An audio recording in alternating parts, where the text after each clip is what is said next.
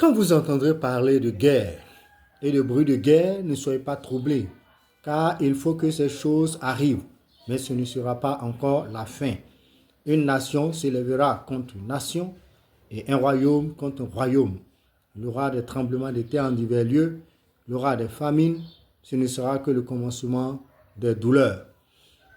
Dans notre série consacrée à l'actualité internationale, particulièrement sur la guerre entre Israël et ses adversaires, ses ennemis, nous allons poursuivre.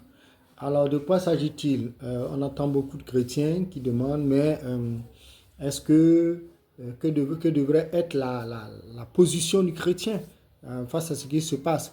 On dit de prier pour Israël. Celui qui maudit Israël sera maudit. Mais de quel Israël il s'agit? Il ne s'agit certainement pas d'un gouvernement qui, depuis plus d'un demi-siècle déjà, se livre à plusieurs actes condamnables et répréhensibles. Alors, il faut tout de suite comprendre que prier pour Israël, c'est prier pour ceux-là qui ont choisi le Seigneur, qui ont choisi Jésus, et ce que Dieu a choisi. Alors, il faut comprendre une chose, c'est que il ne faudrait pas confondre. La prière est un acte politique. La prière fait partie d'une action politique. Donc, quand vous priez pour les chrétiens, vous priez sans discernement pour des personnes qui sont coupables de massacres, que ce soit le Hamas, le Hezbollah, ou que ce soit le gouvernement israélien lui-même. Alors, il ne faut pas donner votre caution, il ne faut pas participer aux crimes du sang, aux atrocités, et on parlera même de génocide. C'est ce qui se passe actuellement à Gaza. C'est un génocide qui est en cours, mais que beaucoup de médias, les médias à la solde de ces groupuscules ne sont pas prêts à dénoncer parce que c'est par ces financements qu'ils vivent. Alors, comprendre cette guerre-là, ça veut dire tout simplement que il faut se préparer à la rencontre du Seigneur plutôt que de se mettre dans des pronostics ou dans des postures qui vont vous revenir. Dites-moi un peu, si une armée se mettait à tirer sans discernement sur votre village et commençait par tuer enfants, jeunes, peut-être qu'il y aurait quelqu'un de ce village qui aurait commis un crime quelconque. Alors, toute une armée vient et commence à massacrer tout le village, commence à décimer même les personnes innocentes. Comment vivrez-vous cette scène-là?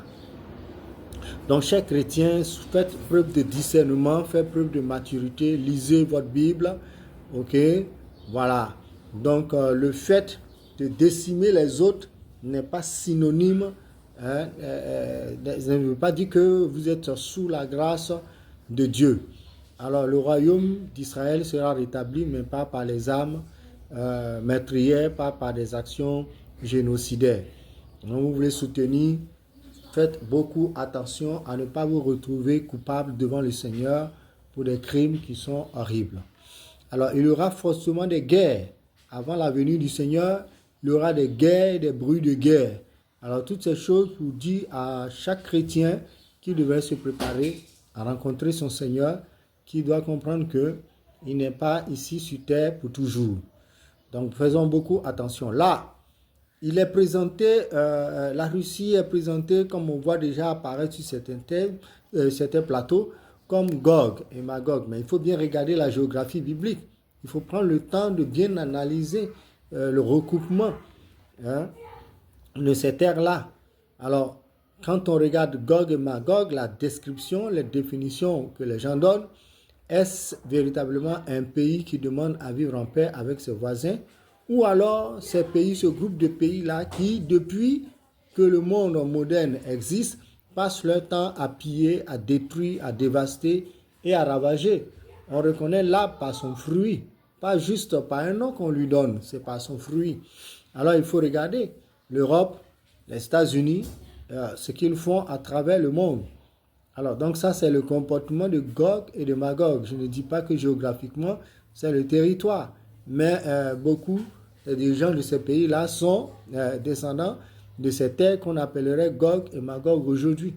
Donc faites beaucoup attention, ne tombez pas dans le piège, ne vous faites pas emballer dans un mouvement que vous regretterez quand vous serez devant le Seigneur. À la prochaine.